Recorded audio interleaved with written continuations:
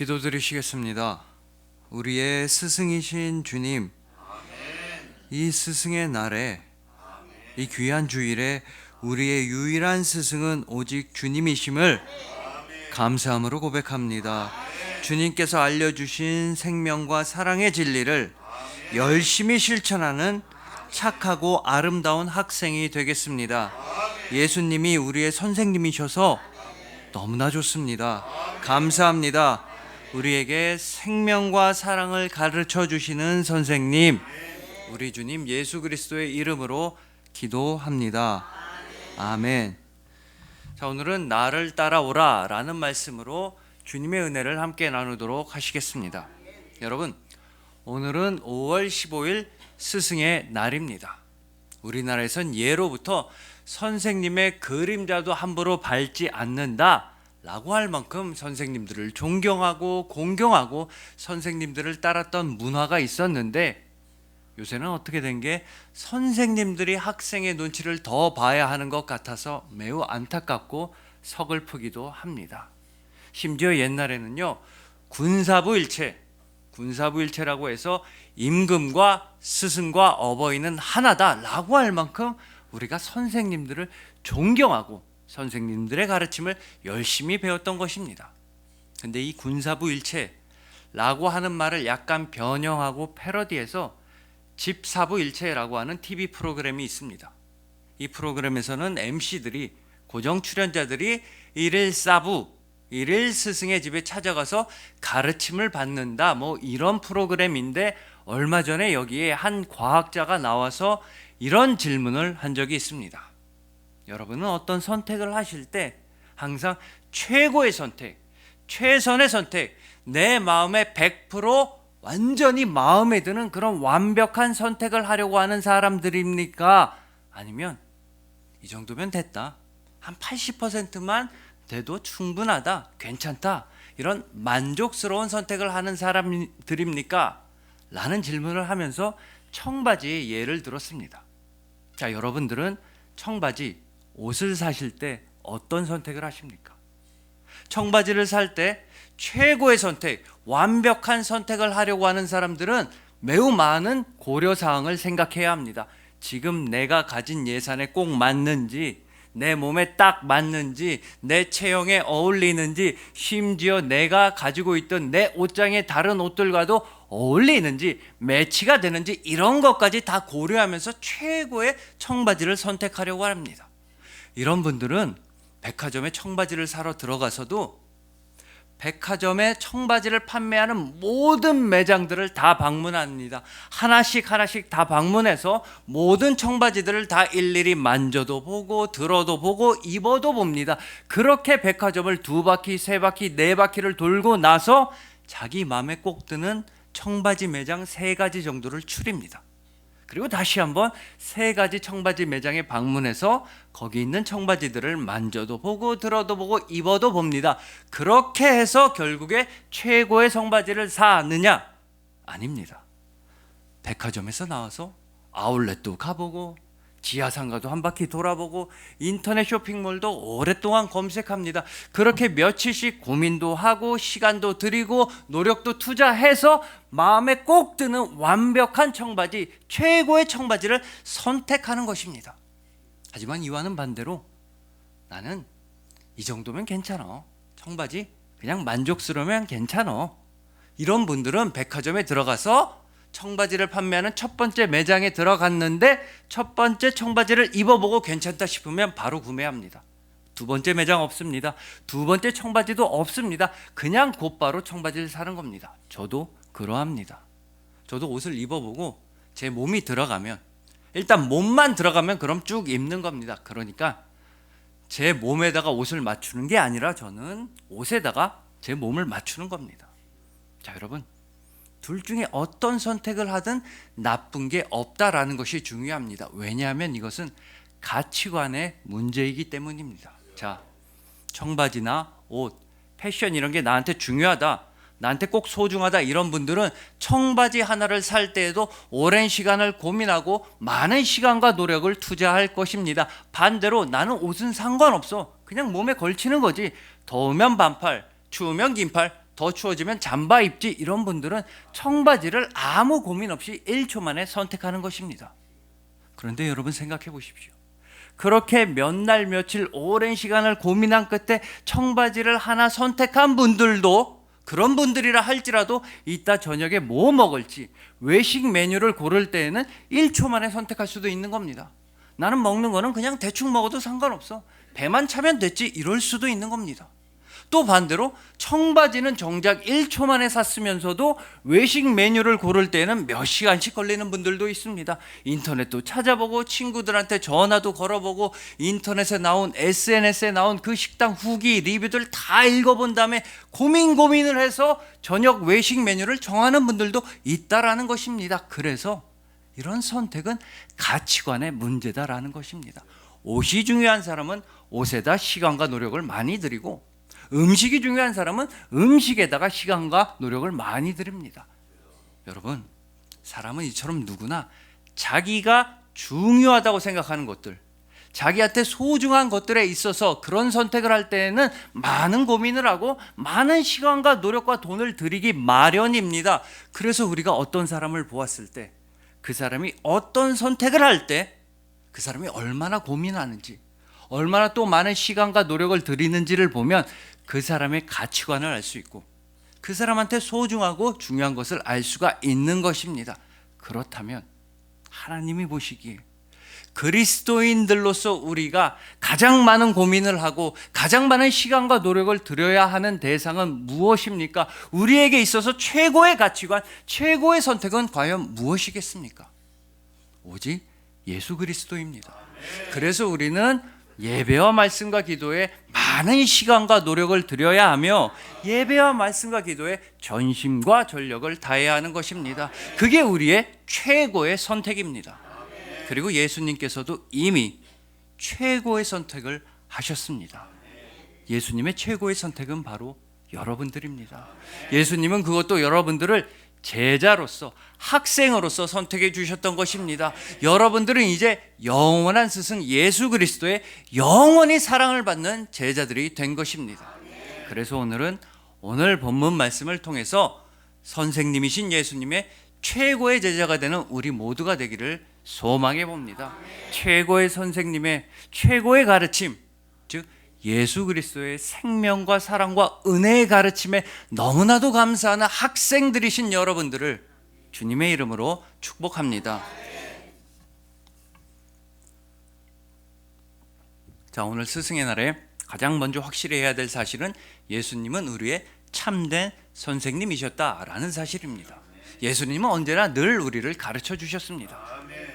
이게 예수님한테 얼마나 중요했냐 하면 예수님은 마태복음과 마가복음에서 세례를 받으시고 마귀의 시험을 승리하시고 난 다음에 공생의 사역을 시작하시면서 가장 먼저 하셨던 일이 베드로와 친구들을 제자로 부르시고 선택하신 것이었습니다. 또 누가복음에서도 가버나움 회당의 설교가 끝나신 이후에 베드로와 친구들을 제자로 선택하셨던 것입니다. 이처럼 예수님은 선생님이시고 우리를 제자로 부르시는데 그러하신 예수님의 부르심이 가장 대표적으로 잘 나타나 있는 말씀이 바로 오늘 본문 19절 말씀입니다. 말씀하시되 나를 따라오라. 내가 너희를 사람을 낚는 어부가 되게 하리라 하시니. 자, 여러분, 근데 이처럼 예수님께서 제자를 부르시고 선택하신 과정을 본다면 예수님의 부르심은 세상의 일반적인 선택과는 전혀 다른 방식으로 이루어진다는 걸 우리가 알 수가 있습니다. 자, 여러분, 우리나라 대한민국의 수많은 고등학생들의 소원이 무엇입니까? 그들은 열심히 공부해서 이른바 좋은 학교, 명문대, 세상의 기준으로 조금이라도 더 좋은 대학교에 가고 싶어 하는 게 소원입니다. 그래서 열심히 공부합니다. 자, 보십시오. 학생들이 학교에 가려고 애를 쓰는 것입니다. 학생들이 학교에 가는 겁니다. 학교가 학생들을 찾아오는 게 아닙니다. 심지어 초등학교 같은 의무교육이라 할지라도 학생들이 학교로 가는 겁니다.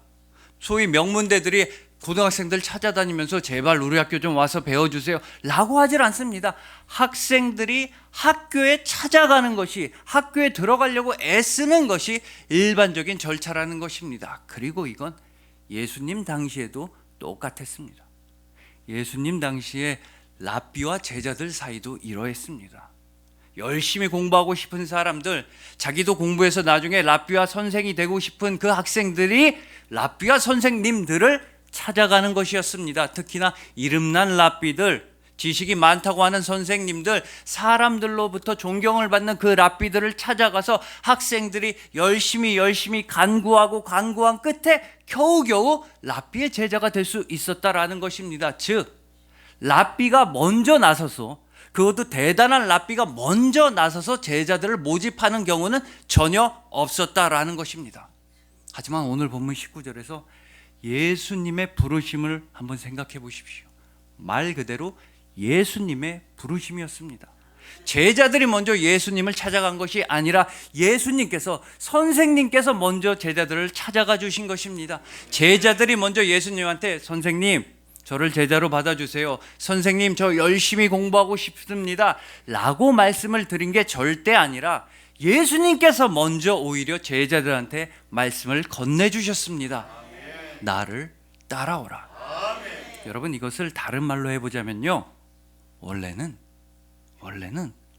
베드로와 안드레는 원래 공부할 생각이 전혀 없었다는 것입니다.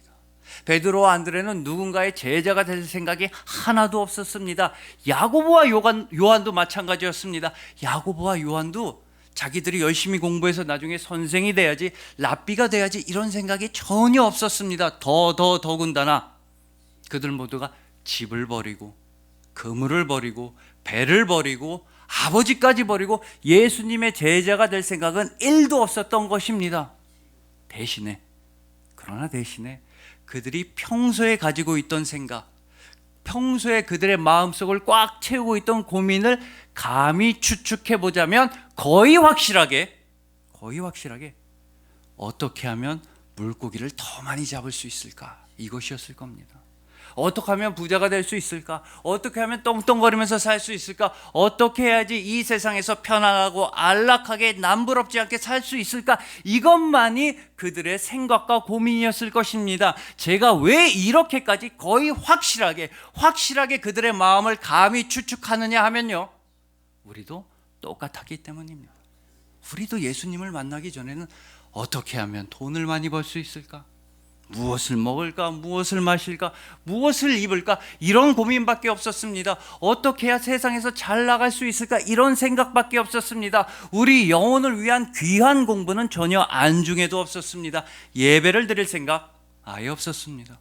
예수님을 만나기 전에는 말씀과 기도는 나와 상관없는 일이었습니다. 나의 모든 것을 다 버려두고, 내 생각을 버려두고, 내 계산과 욕심을 뒤로하고 예수님의 제자가 되겠다, 이런 생각 우리는 전혀 없었습니다. 그러나 그렇게 전혀 영혼을 위한 관심이 없었던 우리에게 예수님께서 먼저 찾아와 주셨습니다. 예수님께서 먼저 말씀을 건네주셨습니다. 나를 따라오라. 내가 너희들의 선생님이 되어주겠다. 내가 너희들한테 생명을 가르쳐주고 사랑을 가르쳐주고 진리를 가르쳐주겠다. 내가 너희들에게 천국 소망을 확실하게 깨닫게 해주겠다. 나를 따라오라. 여러분, 기억하십시오. 예수님께서 먼저 여러분들을 찾아가 주시고 예수님께서 먼저 여러분들에게 나를 따라오라고 말씀해 주셨기에 여러분들은 지금 이 순간 예수님의 제자가 된 것입니다. 그래서 여러분들이 평생에 걸어가야 할 그 길의 이름은 오직 제자도이며 여러분들의 선생님은 오직 예수 그리스도 한 분뿐인 것입니다. 말하자면 예수님은 우리에게 선생님도 되어주시고 학교도 되어주시고 교과서도 되어주시고 우리에게 급식까지 다 주시는, 모든 것을 다 내어주시는, 생명까지도 주시는 귀하고 참된 선생님이 되어주셨다라는 뜻입니다. 그렇다면 여러분, 이 스승의 날에, 이 주일에 우리가 그 위대한 스승의 은혜에 보답할 방법은 무엇이겠습니까? 우리의 선생님 예수님 밑에서 어떻게 해야지 열심히 공부를 할 수 있으며 예수님의 가르침에 어떻게 우리가 반응을 해야 하는 것입니까? 이 질문에 대한 모범 답안을 우리의 선배들인 예수님의 제자들이 오늘 보면 20절과 22절에서 잘 알려주고 있습니다. 그들이 곧 그물을 버려두고 예수를 따르니라. 그들이 곧 배와 아버지를 버려두고 예수를 따르니라. 예수님의 제자들은 모든 것을 버려두고 예수님을 따랐습니다. 예수님께서 딱 한마디 말씀만 하시자, 나를 따라오라는 그 말씀을 하시자, 그들은 자신들이 가지고 있던 모든 소유를 다 버리고 지금까지의 삶을 모두 다 뒤로하고 오직 선생님 예수님만 따라갔던 것입니다. 여러분, 정말 중요한 사실은 이때 이 베드로와 친구들이 예수님을 따르기로 했을 때 이들은 아는 게 아무것도 없었다라는 사실입니다. 이 사람들은 이제 막 예수님을 만났으며 이제 막 예수님의 제자가 되었으며 이제 막 예수님이라고 하는 학교에 입학했기에 이 사람들이 아는 건 아무것도 없었습니다. 그들은 앞으로 일어날 일에 대해서 전혀 몰랐던 것입니다. 즉 그들은 예수님께서 나중에 십자가에서 돌아가실 줄 전혀 몰랐습니다. 마치 자신들이 예수님의 제자가 될 줄 전혀 예상 못한 것과 똑같이 자신들을 불러주신 선생님이 십자가에서 죽으실 줄 몰랐습니다. 이 사람들은 또한 예수님의 부활도 전혀 몰랐습니다. 또한 결정적으로 이 사람들은 자기네들이 훗날 성령에 충만하여 담대하게 예수 그리스도의 이름을 전하게 될 줄 전혀 몰랐던 것입니다. 즉 그들은 자신들이 천국 백성이 될 줄 전혀 몰랐으며 그들이 오직 예수 그리스도의 복음의 사자와 사도가 될 줄 전혀 몰랐으며 그들은 하나님 나라에서 귀하게 쓰임받는 일꾼이 될 줄 전혀 몰랐다라는 것입니다. 그러니까 그들은요, 자신들이 앞으로 받게 될 영광의 면류관에 대해서 전혀 몰랐던 것입니다. 그랬는데도 예수님만 따라갔습니다. 만약에 그들이 자신이 받게 될 귀한 것들, 좋은 것들, 그런 것들에 대해서 미리 알고서 예수님을 따랐다고 한다면, 즉 자신들이 받게 될 좋은 것들만 바라보고서 예수님을 따랐다고 한다면 그들은 예수님의 제자가 아니라 그건 투자였을 것입니다. 그건 계산적인 행동입니다. 예수님의 제자들은 아무것도 모른 채 예수님을 따라갔습니다. 비유컨대 그들은 예수님이라고 하는 학교에 입학하면서 교과 과정이 뭔지도 몰랐고 수업이 어떻게 진행되는지도 잘 몰랐고 나중에 졸업해서 어떤 회사에 취업하게 되는지 이런 것도 하나도 몰랐으면서 그냥 무작정 따라오라고 하시니까 그냥 무작정 예수님을 따라갔던 것입니다. 그들은 아무것도 몰랐지만 예수님을 따라가야 한다, 이거 하나만 알았던 것입니다. 그래서 그들은 예수 그리스도의 제자입니다. 그리고 이것이야말로 오직 믿음입니다. 이것이야말로 투자가 아니라 믿음이며 계산이 아니라 믿음이며 불신이 아니라 오직 믿음인 것입니다. 여러분 반드시 기억하십시오. 이처럼 믿음이라는 건 모험입니다. 무작정 예수님을 따라 떠나는 것입니다. 갈 바를 알지 못하면서도 하나님의 말씀 하나만 붙잡고 고향도 떠나고 친척도 떠나고 아버지의 집, 자신의 삶을 다 떠난 믿음의 조상 아브라함처럼 믿음의 제자들은 그저 예수님의 음성 하나만 들으면서 예수님만 따라가는 것입니다. 믿음의 제자들은 그저 예수님의 발자취만 보고 예수 그리스도께서 걸어가신 그 길만 똑같이 따라가는 성실한 믿음의 사람들이 되는 것입니다. 그래서 우리는 예수님께서 우리에게 베풀어 주시는 가르침, 이 믿음의 수업을 열심히 들어야 하는 것입니다. 여러분 요새는 인터넷이 발달해서 온라인 강의, 온라인으로 하는 수업이 많다고 합니다. 또 코로나 때문에 원격 수업, 원격으로 진행되는 수업도 많다고 합니다. 그러나 우리의 선생님 예수님은 절대로 우리한테 수업을 원격으로 베풀어 주지 않으십니다. 예수님은 여러분들과 가장 가까운 곳에서 수업을 진행하십니다. 바로 여러분들의 영혼 안에서 예수님은 직접 여러분들의 영혼 안에 믿음을 심어주시는 것입니다. 그러니 부디 열심히 예배를 드리심으로써 예수님의 믿음의 수업을 잘 들으시길 소망합니다. 오직 말씀과 기도로서 예수님의 믿음의 수업을 잘 들으셔서 믿음의 전교 1등이 되시길 소망합니다. 우리의 영원하신 선생님 예수님께서 우리에게 베풀어 주시는 수업은 그 수업 내용의 1교시는 믿음이며 2교시가 믿음이며 3교시도 오로지 믿음인 것입니다. 예수님의 믿음의 수업을 잘 들으셔서 예배와 말씀과 기도로서 예습과 복습을 잘 하셔서 믿음의 전교 1등이 되시는 여러분들을 주님의 이름으로 축복합니다.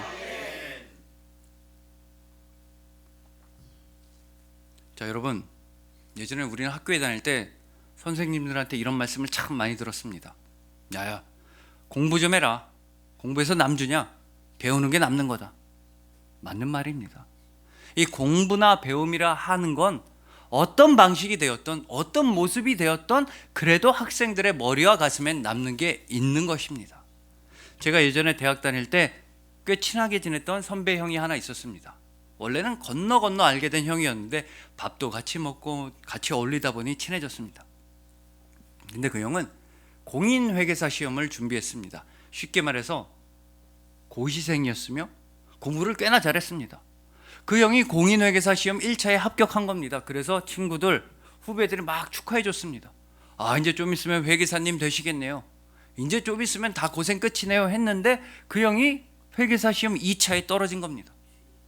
근데 앵간하게 떨어졌으면 뭐 위로라도 해주고 응원도 해주고 다음에 보시면 되죠 할 텐데 1점 차이인가 한 문제 차이로 떨어진 겁니다.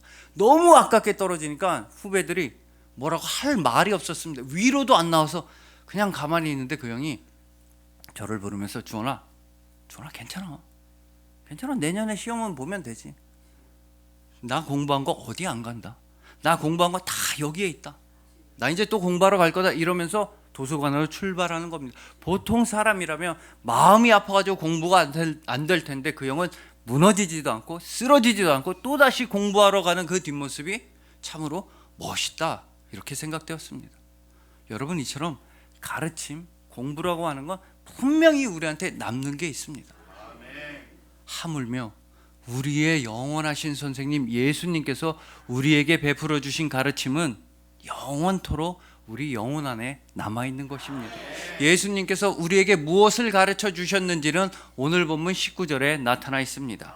말씀하시되 나를 따라오라 내가 너희를 사람을 낚는 어부가 되게 하리라 하시니. 자, 여러분, 원래 어부였던 이 제자들이 예수님의 말씀을 들었을 때 무슨 생각을 했겠습니까? 아하, 예수님께서 우리한테 사람을 잘 낚는 수법, 테크닉, 도구, 그물 뭐 이런 걸 알려주시려나 보다. 어부였던 우리들이 어떻게 하면 물고기를 잘 잡을 수 있는지를 매우 잘 아는 것처럼 어떤 미끼를 써야 어떤 물고기가 잡히며 어디서 그물을 던져야 많은 물고기가 잡히는지를 우리 어부들이 잘 아는 것처럼 예수님도 우리한테 사람을 잘 낚을 수 있는 도구, 수단, 테크닉, 기술, 수법 이런 걸 알려주시나 보다 라고 생각을 했을 것입니다. 하지만 예수님이 말씀하신 그 귀한 가르침, 사람을 낚으라, 이 귀한 가르침은 절대로 수법, 테크닉, 기술 이런 게 아니었습니다. 오히려 예수님의 가르침은 희생과 헌신이었습니다. 자신이 가진 모든 것을 다 내어주라는 말씀이었습니다. 예수님께서는 제자들이 까먹지 않도록 확실히 암기하고 외우고 실천하고 응용까지 할 수 있도록 몸소 본을 보여주셨습니다. 직접 당신이 그 가르침을 실천하셨던 것입니다. 그렇게 예수님은 최고의 선생님이십니다. 그렇게 예수님의 가르침은 우리 영혼 안에 영원히 남아있는 것입니다. 자, 예수님께서는 사람을 낚는다는 의미에 대해서 다음과 같이 알려주셨습니다. 여러분, 구약 성경에서 하나님이 누군가를 시켜서, 마치 오늘 본문에서 예수님이 제자들을 시켜서 사람을 낚게 하셨듯이 하나님이 누군가를 시켜서 사람을 낚는다는 건 원래 굉장히 무서운 말씀이었습니다. 즐겁고 신나는 말씀이 아니라 두렵고 떨리는 말씀이었습니다. 자, 구약 예레미야 16장 16절입니다. 여호와의 말씀이니라, 보라 내가 많은 어부를 불러다가 그들을 낚게 하며. 여러분, 하나님은 죄인들을 모두 다 잡아다가, 악한 사람들을 모두 다 잡아다가 심판하시는 걸 이렇게 표현하셨던 겁니다. 내가 어부들을 불러다가 죄인들을 낚게 하겠다. 내가 어부들을 시켜다가 그물을 펼쳐서 나쁜 사람들을 싹 다 잡아다가 심판과 죽음의 형벌을 내리겠다. 이런 표현을 하나님께서는 하셨던 것입니다. 이러한 이미지, 하나님께서 사람을 낚는다는 이미지는 아모스 4장에도 나타나 있고 호세아 1장에도 나타나 있습니다. 여러분, 이처럼 하나님께서 누군가를 시켜서 사람을 낚는다는 건 정말 무시무시한 심판의 말씀, 형벌의 말씀, 죽음의 말씀이었던 것입니다. 그리고 잊어서는 안 되는 건 우리도 그 하나님의 그물에서 벗어날 수가 없었다라는 것입니다. 우리도 결코 하나님의 그물코에서 벗어날 수가 없었습니다. 우리의 죄악들이 너무나 커서, 우리의 잘못들이 너무나 커서 우리는 하나님의 죽음의 그물코에서 벗어날 수가 없었으며 우리도 영원한 형벌을 받아야만 했던 것입니다. 그러나 우리에겐 우리의 선생님이신 예수님이 나타나셨습니다. 예수님께서는 우리를 대신해서 홀로 심판의 그물 안으로 들어가셨습니다. 예수님은 우리를 다 내보내 주시면서 우리 보고 얼른 심판의 그물에서 나가라고 하시면서 예수님 혼자서만 그 죽음의 그물에 갇히셨던 것입니다. 즉 예수님께서는 혼자서 우리의 모든 죄악을 대신해 십자가에서 돌아가셨던 것입니다. 즉 예수님께서는 바로 십자가로서, 당신의 죽음으로써 우리를 낚으셨던 것입니다. 오직 예수 그리스도의 십자가로 말미암아 심판과 죽음의 그물이 이제는 영원한 생명과 사랑의 그물로 변화하게 되었던 것입니다. 여러분, 이것이 바로 우리가 예수님의 제자가 되어서, 우리가 예수님의 어부가 되어서 사람을 낚는다는 말씀의 의미인 것입니다. 오직 예수 그리스도처럼 우리도 나의 십자가를 지고 이웃들을 위해 희생과 헌신을 하는 것입니다. 그저 이웃들을 살리려는 일에만 모든 것을 다 헌신하는 것입니다.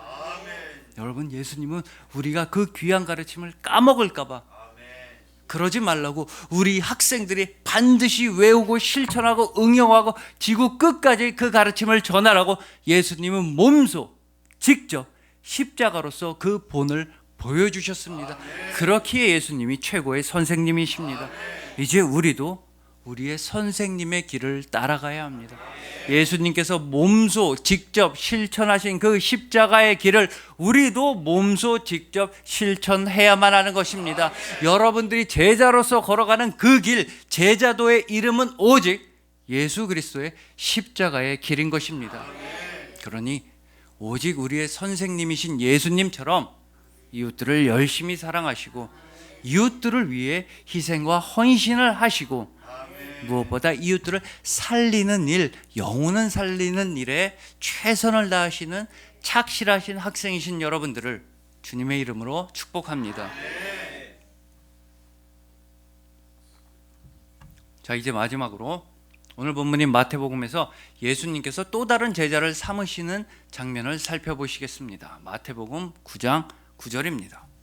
예수께서 그곳을 떠나 지나가시다가 마태라 하는 사람이 세관에 앉아 있는 것을 보시고 이르시되 나를 따르라 하시니 일어나 따르니라.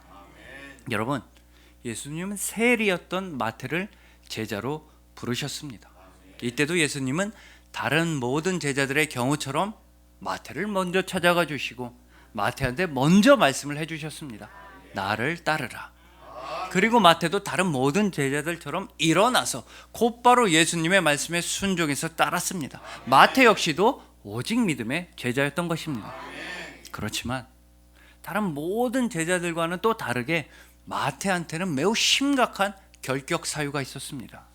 자, 마태라 하는 사람이 세관에 앉아 있는 것을 보시고, 여러분, 마태는 세리였습니다. 우리가 삭개오의 경우를 통해서 잘 알고 있듯이 당시의 세리라고 하면 일종의 민족 반역자이자 백성들한테, 무고한 백성들한테 세금을 많이 뜯어내는 나쁜 사람들이었습니다. 그래서 모든 백성들이 세리를 싫어하고 아주 치를 떨었습니다. 그렇기에 일반적으로 세리라고 하면 제자로서는 완전히 실격 탈락이었던 것입니다. 그러나 그런 세리한테까지도 예수님은 먼저 찾아가 주시고 먼저 말씀을 해주셨습니다. 나를 따르라. 그리고 이제는 제자가 된 세리 마태의 집에서 예수님은 식사를 하셨는데 그 식사 장면이야말로 당시에 가장 충격적인 장면이었을 것입니다. 이어지는 마태복음 9장 10절입니다. 예수께서 마태의 집에서 앉아 음식을 잡수실 때 많은 세리와 죄인들이 와서 예수와 그의 제자들과 함께 앉았더니, 여러분, 예수님께서는 많은 세리와 많은 죄인들과 함께 식사를 하셨습니다. 그 누구라도 세리랑은 겸상하길 싫어하고 그 누구라도 죄인들과는 같이 밥을 먹길 너무나 싫어했는데도 오직 예수님만, 그리고 이것이 중요합니다, 오직 예수님과 오직 예수님의 제자들만 세리와 죄인들과 함께 식사를 하였던 것입니다. 말하자면 이 장면이야말로 예수 그리스도라고 하는 학교의 급식 시간이었던 것입니다. 이 급식 시간에 예수님은, 우리의 선생님은 확실하게 선포하십니다. 나는 의인을 부르러 온 것이 아니다. 나는 죄인을 부르러 왔노라. 여러분, 바로 이것입니다. 예수님이라고 하는 학교의 모든 학생들은 다 죄인이었습니다. 나 스스로 의인이라고 하는 사람들, 나는 세상에서 성공했으니 부러울 게 없다고 하는 사람들, 나는 부족함이 없으니 다른 사람의 도움이 필요 없다고 하는 사람들, 나만 잘난 척하는 사람들은 절대로 예수님이라고 하는 학교에 입학하지 않았습니다. 대신에 나는 죄인입니다 고백하는 사람들, 나의 죄를 회개하고 싶습니다 고백하는 사람들, 나의 의지할 곳은 예수님뿐입니다, 나는 정말로 예수님을 사랑합니다 라고 고백하는 사람들만 예수님이라고 하는 학교에 입학했습니다. 그리고 선생님이신 예수님은 그 모든 학생들, 제자들에게 영원한 생명과 영원한 진리와 영원한 평안을 가르쳐 주시고 베풀어 주셨던 것입니다. 그러니까 예수 그리스도라는 학교 안에서 모든 죄인들은 의인으로 변화했으며 모든 세리들도 죄자가 되었으며 바로 우리들이 이제 하나님 아버지의 자녀가 되었던 것입니다. 이제 우리의 선생님 예수님께서는 우리들한테 졸업장을 주시면서 이 세상 가운데로 파송하십니다. 우리가 해야 할 만한 일을, 하늘나라의 일을 취업시켜 주시면서 우리를 파송하십니다. 이 어둠과 죽음의 세상 가운데 생명과 밝음의 복음의 빛을 전하라고 하시면서 이 세상의 빛과 소금이 되라고 하시면서 예수님은 친히 우리 한 사람 한 사람에게 졸업장을 주시면서 우리를 이 세상 가운데로 파송하십니다. 예수님께서 우리에게 주셨던 졸업장은 바로 요한복음 13장 34절과 35절 말씀인 것입니다. 새 계명을 너희에게 주노니 서로 사랑하라. 내가 너희를 사랑한 것 같이 너희도 서로 사랑하라. 너희가 서로 사랑하면 이로써 모든 사람이 너희가 내 제자인 줄 알리라. 여러분, 이 말씀이 바로 예수 그리스도께서, 우리의 선생님께서 우리에게 주시는 졸업장인 것입니다. 그러니 부디 서로 사랑하십시오. 열심히 사랑하십시오. 오직 사랑하는 사람들만이 예수님의 제자이며 오직 예수님의 제자들만이 사랑할 수 있는 것입니다. 우리의 선생님 예수님도 오직 사랑이셨으며 예수님의 제자들이신 여러분들도 오직 사랑입니다. 예수 그리스도께서, 우리의 참된 선생님께서 우리에게 가르쳐 주셨던 가장 귀한 깨달음은 오직 사랑인 것입니다. 그리하여 오직 믿음으로써, 예배와 말씀과 기도로서 믿음의 전교 1등이 되신 여러분들, 예수 그리스도의 십자가의 희생과 사랑을 실천하심으로써 희생과 헌신의 전국 1등이 되신 여러분들, 오직 사랑으로서, 처음부터 끝까지 오직 사랑 하나로서 사랑의 세계 1등이 되신 여러분들을 진심으로 사랑하고 축복합니다. 기도드리시겠습니다. 우리의 스승이신 주님, 우리에게 믿음의 가르침을 주시고 십자가의 희생과 헌신의 가르침을 주시고 사랑의 가르침을 주시니 감사합니다. 죄인이었던 우리에게 생명의 깨달음을 주시고 죄인이었던 우리에게 천국의 소망을 확실하게 알려주시니 감사합니다. 주님의 십자가를 교과서 삼아 우리도 세상 가운데 제자답게 희생과 헌신의 십자가를 세워나가도록 하겠습니다. 오직 주님의 부활을 교과서 삼아 우리도 이 세상 가운데 생명과 은혜의 복음을 전하도록 하겠습니다. 우리에게 먼저 찾아와 주시고 우리에게 먼저 나를 따라오라고 말씀하여 주시고 우리를 먼저 사랑하여 주시니 감사합니다. 오직 사랑으로서, 그리고 오직 사랑으로서 주님의 최고의 제자가 되겠습니다. 감사합니다. 우리에게 생명과 사랑을 가르쳐 주시는 귀하신 선생님, 우리 주님 예수 그리스도의 이름으로 기도합니다. 아멘.